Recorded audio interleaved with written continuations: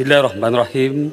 Tan Sri Ketua, sahabat saya bertatan, kedudukan strategik negeri Sabah yang bersempadan dengan negara Filipin dan Indonesia serta secara langsung dia mendatangkan ancaman keselamatan seperti penyeludupan barangan dan senjata, kemasukan pendatang haram, kumpulan ekstrim, ancaman penyelidikan untuk tebusan.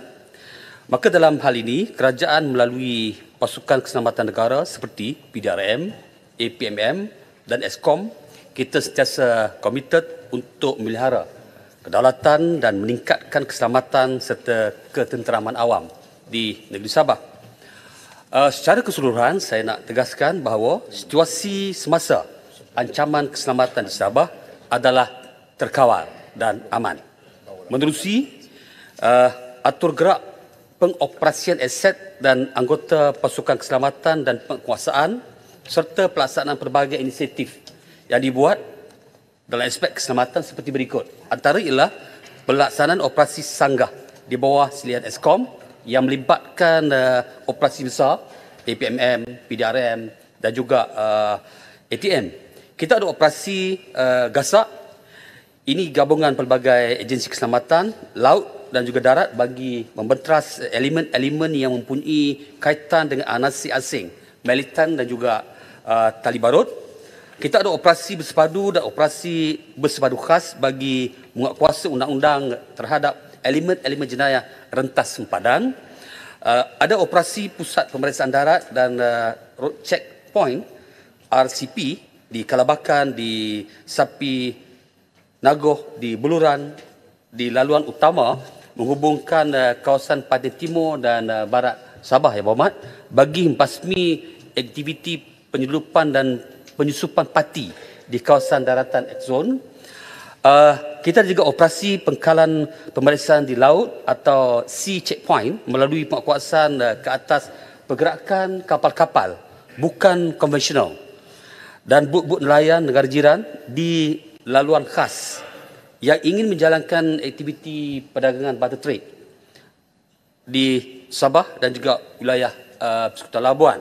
Di samping itu, pemantauan pemeriksaan di kawasan kawalan pergerakan PKP di X-Zone juga kekal di kuasa di 6 buah daerah sempurna, Kunak, Lak Datu, Kinabatangan, Sandakan dan Beluran. Ini di bawah Eskom. Selain itu, kita juga ada APMM menjalankan operasi berjadual, operasi sejahtera, operasi Pluto Timur dan sebagainya. Kita juga membuat pengukuhan dan perluasan kerjasama pertukaran serta pengkongsian maklumat persikan yang melibatkan pelbagai jabatan dan agensi dan pihak berkuasa Filipin dan juga Indonesia. Dan saya nak sebut bahawa pasukan Gerak iaitu PGA, kita telah menambah 2 batalion PGA baru di Sabah. Satu itu batalion 21 di Keningau dan duanya ialah batalion 22 di Kunak bagi pastikan kawalan keselamatan negara terus terkawal, dipantau secara holistik. Secara umum dan kesimpulannya sebut bahawa PDRM, APMM dan Eskom kita kekal menjadi tulang belakang yang utuh dan akan terus melaksanakan usaha bagi meningkatkan prestasi agensi dengan meluaskan jalinan kerjasama dengan Jabatan Agensi Persekutuan dan Negeri dalam kluster keselamatan, penguasaan dan pertahanan negara bagi mencapai objektif kementerian juga kerajaan. Terima kasih. Yang Berhormat. Sila Bertatan. Ya, terima kasih Yang Berhormat Menteri atas jawapan yang diberikan. Usaha mengekang pencerobohan sempadan sudah pasti melibatkan saiz perbelanjaan yang besar, di samping memerlukan sokongan teknologi dalam meningkatkan kecekapan tugas anggota penguatkuasa khususnya yang melibatkan penjejakan penceroboh. Soalan tambahan saya, bagaimanakah penggunaan kecerdasan buatan atau artificial intelligence berupaya mengintegrasikan kesiagaan fizikal anggota penguatkuasa di lapangan dengan kepintaran teknologi dalam membina kredibiliti penguatkuasaan di setiap zon sempadan negara, khususnya di sempadan negeri Sabah? Silakan, Menteri. Betul.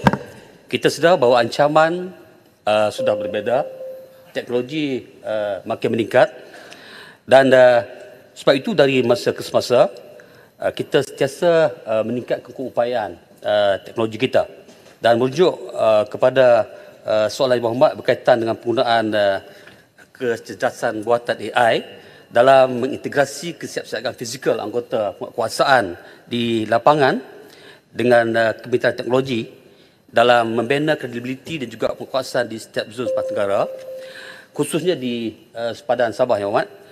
Jadi selaras dengan perkembangan teknologi ini, jabatan dan agensi di bawah KDN juga kita tidak ketinggalan dalam usaha untuk meningkatkan keupayaan dalam teknologi termasuk AI. Antara penggunaan AI dalam memastikan soal-soal keselamatan negara terjamin ialah seperti analisa data untuk kita kesan pola dan juga potensi ancaman yang ada di Sabah. Selain itu, teknologi AI juga telah digunakan untuk melaksanakan pengesanan ancaman awal melalui algoritma sistem yang digunakan pakai oleh APMM menerusi sistem pengawasan laut SWASLA yang mana boleh mengesan tanda awal aktiviti dan yang mencurigakan. Data-data ini kita akan kongsi dengan pelbagai pihak supaya pengesanan awal dapat dilakukan. Dengan bajet tambahan yang kita ada ini, kita akan terus meningkatkan keupayaan kita bagi menghadapi ancaman yang sudah begitu beza. Terima kasih. Terima kasih.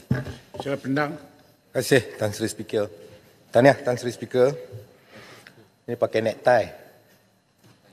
Kemas dan protokol.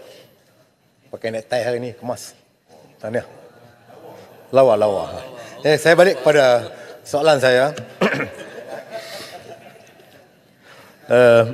Kita faham pengurusan sempadan negara ini satu yang rumit, memerlukan kepada diplomatik yang tinggi. Jadi oleh sebab itu, saya nak mendapat penjelasan daripada pihak kerajaan, apakah status terkini pelaksanaan sistem kawalan sempadan negara ataupun NBCS yang dimulakan sejak September 2023. Sejauh manakah sistem ini akan dioptimumkan bagi kawasan Eskom yang mensasarkan misi tiada pencerobohan bagi kali kedua serta sifar pencolekan yang mana berlaku pencolekan sebelum ini dan di mana di situ juga berlaku tawar-menawar wang tebusan di kawasan ESS zone ini.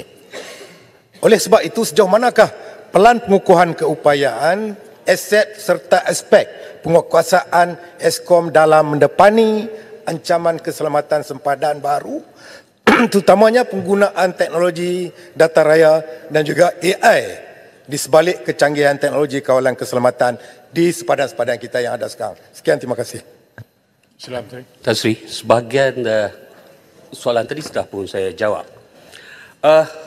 Eskom, dia punya peranan yang cukup besar dalam pastikan keselamatan zon selamat Sabah Timur sebagaimana disebutkan tadi. Sebagai think tank, kita juga koordinator, advisor dalam soal-soal keselamatan dalam kita nak mengukuhkan meningkatkan keselamatan di kawasan pabrik. Saya nak sebut di sini bahawa kalau kita ukur dari segi kejayaan kita, segala inisiatif yang dilakukan oleh pasukan keselamatan ini telah bawa kejayaan-kejayaan penting dalam basmi elemen pencerobohan asing dan militan di Sabah. Ini dalilnya ada, kita boleh buktikan dengan tiada insiden penyelidikan, tiada insiden penculikan yang berlaku di kawasan X-Zone semenjak 15 Januari 2020. Mana segala inisiatif yang kita buat itu ada kesan yang berlaku.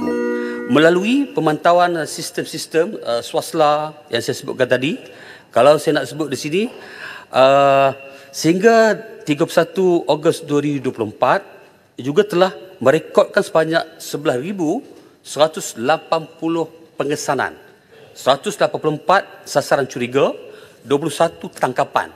Dan maklumat pengesanan yang diperolehi melalui SWASLA ini, saya sebutkan tadi, kita salurkan terus kepada aset-aset yang beroperasi untuk mengambil tindakan awal.